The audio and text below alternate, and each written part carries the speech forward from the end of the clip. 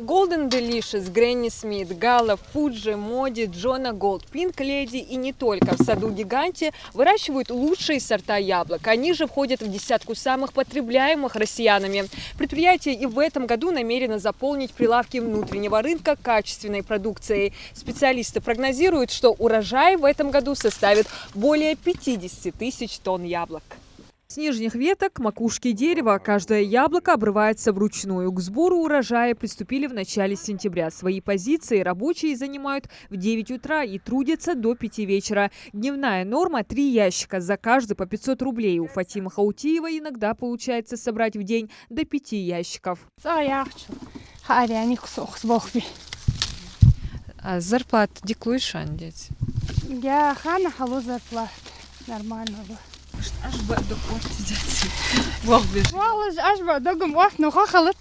Сиха яшк шализер каяштиш. Аж бы ужда хаясток. За добросовестным исполнением работы смотрят бригадиры. За каждым закреплены около 70 рабочих. В их обязанности входит организация работы, проведение инструктажа, как снимать яблоки с веток. При сборе урожая очень важно соблюдать правила, ведь правильно снятые и собранные фрукты обеспечивают их хранение до года. Если начинать работу, то сначала снимаем снизу яблоко. Оно вот надо аккуратно, чтобы не было нажимов на яблоко. Ну вот тут яблоко оно слишком тесно между собой. Но обычно яблоко берется вот так вот. Где плодоножка, вот его снимают вместе с плодоножкой. Вот оно, яблоко сошло. И вот таким образом очень аккуратно снимается яблоко, набирается ведро. И вот в таком порядке нельзя, конечно, снимать почечки эти. Вот низ снимаем, потом уже когда низ сняли, сверху снимаем яблоко. Яблоки выращиваются на 854 гектарах. С каждого гектара здесь намерены собрать по 1000 тонн.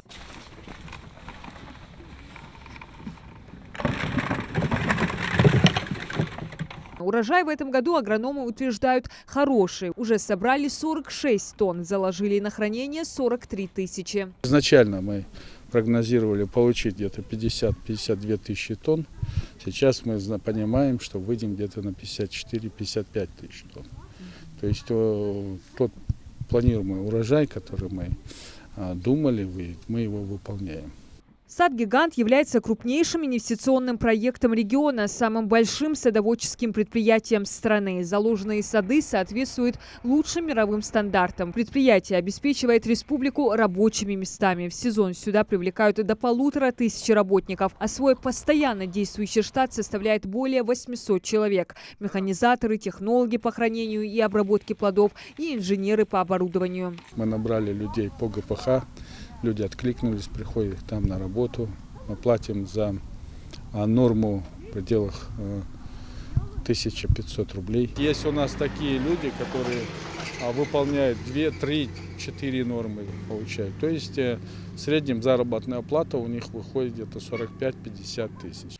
Есть молодые люди, бьющие рекорды по сбору урожая и зарплате. Они получают до 95 тысяч в месяц. Могут собрать до 7 тонн за день. Очень много среди рабочих студентов. Эдуард Хадзиев и его сокурсники из пожарно-спасательного колледжа направлены сюда от СУЗа. Делятся, что эта работа – возможность неплохо заработать правильным и честным трудом, помочь семье, довольны и созданными условиями. Работа вообще не сложная. Она чисто муторная, конечно, и все.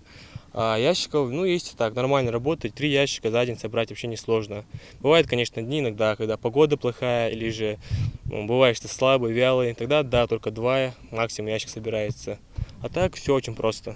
Какие условия для вас созданы? Условия достаточно неплохие. Есть обед, который у нас бывает обычно 12 или же в час.